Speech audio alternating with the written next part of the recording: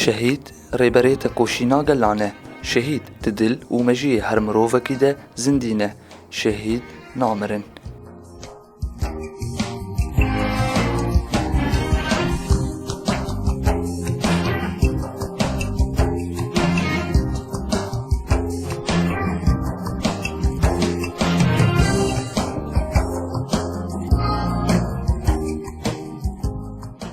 شهيد ريبريتا كوشينا آزاديا منه شهيد روناهيا پیش روژا جیانینه سرفرازی آزادی و جیانک آرام شهید دا آفرینن بتیپین ناوین شهیدان دیروک هاتیه نفساندن شهید خودیه گیانه نمرن.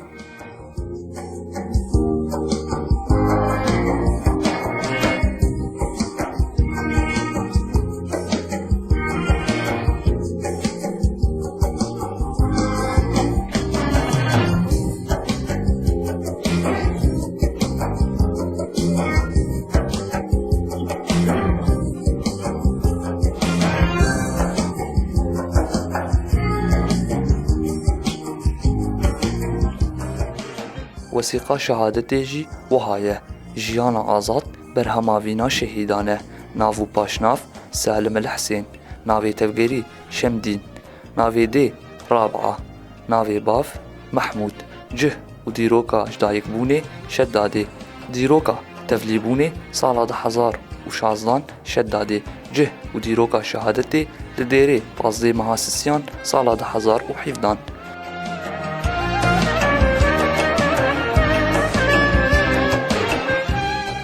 بو گومبیتر دسر جیانا شهید سالم ناز بکن گروپا درویسی اف این سردانا مالباتا ویکر.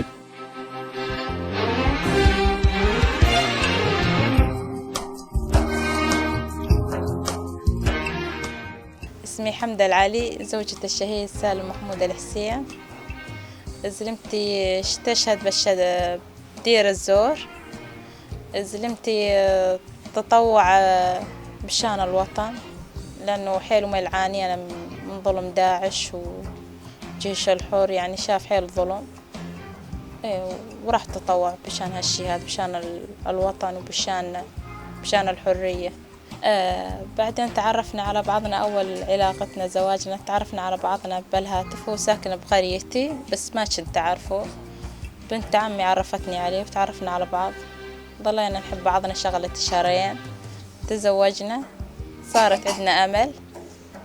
بعد أمل صارت مشاكل كان هو يشتغل بطاحونة صارت مشاكل. تجوزنا ساق علي بيوم عيد الأضحى المساء عايدني بيها سوى ليها معايدة. هو قال لي أول شي تعايديني قلت له ما أعرف. قال لي أنا راح أعايدش وعايدني ساق علي. تجوزنا ما طولنا عاد سياق وتزفينا. أول طفل أجيبه كانت أمل. هو سماها أمل على اسم أخته. صارت مشاكل رحنا عدير رجعنا جبت ميماتي رحت يعني هو دزاني على هالي ووقت اني جيت يعني تفاجئ اني جيت يعني كنت جايبه ميماتي وجيت انبسط حيل وميل كان حيل وميل يحبهم يعني فرح بأمل ورد كملت فرحته بميماتي. بعدين يعني راحت تطوع. بعدين عاد جبت عبودي عبد الحي ميماتي وعبد الحي هو سماهم هو اختار أساميهم. كان يحبهم حيل وميل وكان يتمنى لهم العلم وانهم يمشون على هالطريق هذا على طريق الحرية وانهم ما يرضون بالظلم ولا حدا يعني كان يتملكنا. معاملته حيل وميل حلوة معايا ومع ولده ومع جيرانه مع أغاربه. شوي في مشاكل بينه وبين أخواته بس معاملته زينة. يحب أكثر شي بالأكل المغالي والمحشي. سخي هو كريم يعني ما وقت إنه ينزل يشتري. عينه فضية يعني ما يزعل حدا من عنده. كان متعلق حاله ماله بشغله يعني أحيانا يصيح له مجال يجي على البيت أحيانا يصيح له مجال ما يجي على البيت يعني على فضاويته. أحيانا يعني يكون بساعة متأخرة يجي من دوامه وأحيانا ما يجي حسب الشغل يعني يتطلب منه الواجب. كان حلو ما يحب بنته يعني يظل يغني عليها، مدلعها أسامي، يقولها ناش نايم بالفراش، يظل يغني عليها. يجيب بالونات يعني نفاخ، وبالليل يعني ينفخن ويلعب معاهم مع ولده. يعني وقت يقول لهم نوبة كانوا ولد جيراننا يلعبون بهذا النقارات قلال احنا نقولها، قاموا يبكون، قام شغل الموتور وخذاهم. جدا ما تجي السيارة بثواني يعني تلتحق، راح يعني ظلوا يستنونه يعني أصدقائه بالعمل، راح دغري اشترى لهم قلال، يعني هذا احنا نقولها قلال قارات تا يلعبون بها، جاب لهم وراح. يعني يعني ما يعني حلو ما اللي يحب ولده متعلق بيهم. يلو نص الليل مثلا يقول لبنته شنو مشتهية، يروح يشتري لها. أول شغله كان يشتغل بلبنان، بعدها قام يشتغل بطاحونة بعد ما تزوج، يعني بعد ما خذاني كان يشتغل بطاحونة، وصارت مشاكل يعني، وعافى الطاحونة وبعدها عادينا انضم للحزب. صار الجيش الحر يعني، وصارت مشاكل يعني مشان الطحانة والكهرباء مو هالقد، يعني ما كانت هالقد. مشان الطحين هاي يقول طحن لي وهاي ما طحن لي، وقامت العالم تشتكي على الجيش الحر. رحنا على دير الزور، على دور داعش. كان يشتغل بالدخان، يجيب دخان ويبيع. أكثر من مرة يعني داعش تعرضت له، لأن الدخان كان ممنوع على دور داعش. يعني حيل ما كان زلمتي يعني حيل كان متحمس، يعني مش كثر ما شفنا ظلم من داعش، يعني كانوا يتحكمون بينا حيل، يعني حيل على نقاب المرأة، ظل مقنعة إذا تمشي يعني إلا عندك إثبات. أكثر من نوبة يعني كنا أخذين بنتي وابني، رحنا على أخوه بالدير يعني وقفونا، لأنه ما صدق يعني زلمتي يقولوا هاي مرتي، هم يقولوا لها هاي مي مرتك، يقول لهم والله هاي مرتي وهذول ولدي، ما يصدقون. يعني حيل ما شفنا يعني عانينا من داعش، حيل عانينا من داعش يعني حيل، يعني قطعوا علينا حيل يعني عن النقاب، اللي يقولها بدون نقاب، المعلية صوت التلفزيون، يعني حرموا مثلا المرتديلة، دخان صار ممنوع، اللباس اللي يكون أسود يعني إذا يشوفونها من دون، يعني قاموا يجيبون جلادات يعني نسوان تفوت تقتل المرأة اللي منقبة، يفوتون عليها ويقتلنها. يعني حلو ما يلعب. والزلم قامت تتخاف زاد، الزلم يعني صحيح هاي مرته، بس قام يخاف، يعني قام يحكي على مرته من ورا داعش. ناس كثير يعني هاي الورط، هاي اللي يفوتون على البيت كسروا ودش. أنا أكثر من مرة عند جارتي فاتوا على بيتها وكسروا ودشها، لأن قاعدين بوجه البيت وشافوها، احنا قاعدين بوجه البيت وشافوها شلون قاعدين لابسة أصفر ولابسة اسمه، قاموا يعني فاتوا على البيت وكسروا الدش، قاموا يحشون يعني ما يستحرمون. مرة أنا رحت على الشدادي، يعني أنا أنتوا إخواني يعني مثقلة يعني، ولابس عباية وعباتي مضب علي، قال لي روح الستر، قلت له ما عندي.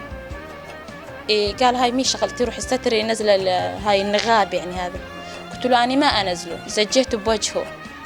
ونوبة واقف مع أخويا يعني طالع شعري ملفع شوية، جو على أخويا راح، بس أنا زاد ما سكت لهم، قلت له لا يوفقكم، إن شاء الله الطيارة تضربكم. إلا حقوا أخويا حيل وميل الفان، وأخويا من حيط الحيط يعني ينطز. الله تغبى بيت من بيت خوالي يعني تتغبى عنهم. وأمي قالت لي روحي لا يجون زاد ويشيلونك، يعني خافوا علي أهلي، قالوا لي روحي على بيتك، على بيت زلمتش، يعني ما يندلونك انت من هاي جرية يلحقونك، روحي لا ظلين هنا. والما يلقونه يصلي زاد يعني احكمه، يعني هاي شغلة ترجع للعبد، يعني إذا إنسان أنت هديك ربك على الصلاة أو شاتيني، هاي شغلة إهدائية. يعني قاموا حيل يعني يتحكمون بالعالم. الأحداث كنا جينا إحنا قبل جينا وكان داعش، وكنا ببيتنا. ثاني يوم الصبح ادوج الصبح يقولون يعني اليابة كفاتت يعني، وداعش انهزمت، كل واحد مع داعش انهزم. زلمتي حيل وما يتحمس وراح يعني تطوع. كان له نفس زلمتي انه يقضب كل هالسوء والظلم، كان له نفس حيل وما يلبيهم. تغير شيء كثير يعني، حرية يعني، أمان يعني، أشياء كثير يعني، فرق يعني معني يعني فرق كثير يعني. راحوا مرة على معبر الصليبي، راحوا رفيقه قام عبر، ورفيقه ما خلاه، قال له الطريق يعني ملقم يعني، ألغاه. راح ما كفى نص الطريق صديقه يعني قال له لا تكمل. رجعوا ساعة متأخر يعني حلو، مال هو أصدقاء متفاهمين يعني ناس تخاف على ناس. وبعد بعد ما استشهد زلمتي زاد رفقاته يظلون يعني يجون علي أنا، يجون على ولد الشهيد ولدي. يعني هو كان حلو مال يعني ما عنده المتخلف، يعني ببعض زلم عقليته يعني متخلفة، يعني ما يحبون المرأة تمشي ولا يحبونها تطلع، يعني هم يجيبون كل شيء. أما هو كان يعني عنده عادي، يعني كان يعطيني مصروف البيت ويروح ويخليني، يعني يقول لي أنت تسوي حالك. يعني نوبات أقول له أنا ما أقدر، يعني مثلا عندي عيلة يعني جهال، يعني شي ينزلني وين أخليهم، يعني هلو مو بجنبي. يقول لي يعني بي موتور أجرة أو شي يعني خليه يجيب لي شغل أغراض. يعني صار هو أول متفهم وأكثر، يعني زاد حماسه. يعني أني وقت إنه استشهد زلمتي بالعكس، يعني مو إنه بالعكس أنا أفتخر به، بالعكس أنا يلول إنه مو ولدي زاد أنا أمشي نفس الطريقة المشي بيه. بالعكس يعني الساعتين هو بعد ما استشهد يعني انطاني قوة أكثر، انطاني حماسية أكثر. صحيح خلى برقبتي عيله وشي، يعني صرت أني بنفس الوقت كزوجة، يعني راح زوجها منها، وصرت كمدبرة منزل كامرأة كرجل، يعني أدبر كل شيء لولادي. يعني لي نفس إني أسوي شيء أكثر يعني أمشي أكثر، أسوي شيء أكثر. بالعكس يعني استشهاد لزلمتي يعني أنطاني ثقة بنفسي، أنطاني حرية، أنطاني إني ما أسكت على هالشيء، هذا الشيء الغلط إني ما أسكت عليه. يعني وعلم ولدي، يعني ولدي يعني معاملهم منسع منهم صغار، يعني أبوكم شهيد. يعني ولدي أقول لهم ماني أمكم، يعني نوبات وقت يسوون مثلا غلط يعني وحاسبهم عليه، أقول لهم هذا ضربكم أبوكم وأنا جيت أمكم. ألعب معاهم مثلا يقولون خالنا أو عمنا ليش أنا أقول لهم أنا خالكم وأنا عمكم، يعني بالاتجاهات كليتها. يصير مشاكل مثل عند بنتي أو ابني أقول لهم يعني احجوا لي ماني أمكم، احجوا لي كصديقة أنا، يعني ما خليهم يخافون مني إنه مثلا يقولون هالشيء هذا راح تحاسبين عليه أو شيء. لا بالعكس، أنا الساعتين بنتي تقول بكرة يوم بس أكبر زاد أصير يعني يبكية أو أصير أشايسية. ابني زاد نفس الحشي، يعني كلهم هم طموح يعني للأحسن، وأنا أفتخر بهم على هالشي هذا. جدا ما يروح جدا ما يلتحق، يعني بوس ولده وأنطاهم مصاري، قال يعني جدا ما يروح، قال راح أروح هاي وما راح أرجع. يعني قال هالكلمة يعني شدانة، يعني كأنه يعلم، يعني قال راح أروح وما راح أرجع. فترة يعني ظل ماني، يعني الأساس إنه هو ينزل، يعني نزلت الخميس وما أجى الخميس ماني يعني. ورحت يعني سألت أني، وبعدين جو الرفاق وقالوا إنه استشهد. يعني ما استوعبت هالشي هذا، انصدمت. بس قالوا لي يعني كثير من أصدقائنا راحوا يعني تفجرات أو ألغام أو شاتين، يعني لأنه هو ما جت للشيء له. قالوا كثير لأن يعني رفاق وأصدقاء راحوا بهالشي هذا. الشهيد حي لا يموت، والعكس كل من عندها شهيد تفتخر به لأنه شهيد. بالعكس الشهيد يعني حلو، ما يعني الواحد ما يسولف عليه قليل.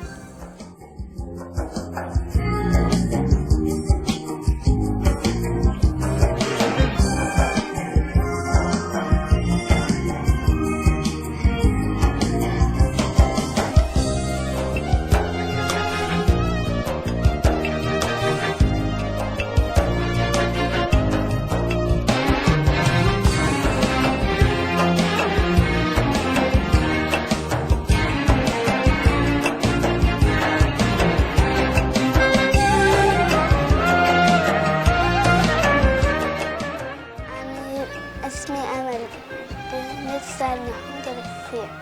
أبويا كان يدللني زين، راح الساعة بالليل يجيب لي كتة عدها، وعلى كان يجيب لنا شغلات خاصة الشياطين، ومرة كنت أبكي راح يجيب لي لعاب، وعادة كنت أنا ألعب هذاك أخويا ضربني، وعادة كان يقتل ابن أخويا بشاني. كان يظل يدللني مظبوط، أصير معاهم وأقتل كل الداعش، وأصير معاهم تا أساعد، ومن أكبر أصير أشتري لأمي بيت وأروح أصير منطقة طويلة وعاد أصير معاهم. ياخذني مرة خذاني على عجاجة عشان يشتري لي كعك معه، مرة خذاني مشوار على التلة حمر مع على خوالي.